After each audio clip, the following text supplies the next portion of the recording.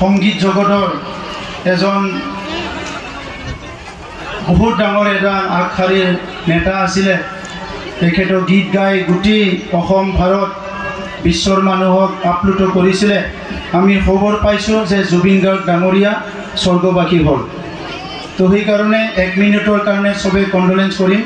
মই সকলোকে থিয় দিবলৈ অনুৰোধ কৰিছোঁ।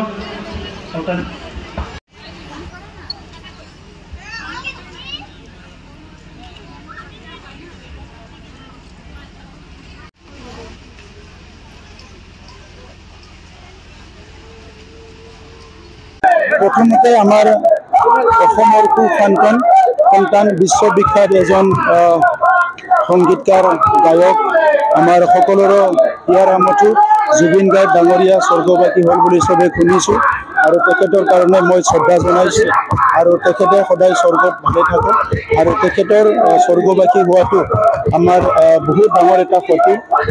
সেই ক্ষতিটো কেতিয়াও পূৰণ কৰিব নোৱাৰিব। তেখেতে যাতে সদায় ভালে থাকে ইয়াৰ কাৰণে মই ঈশ্বৰৰ তাত কোটি কোটি প্ৰাৰ্থনা কৰিছোঁ।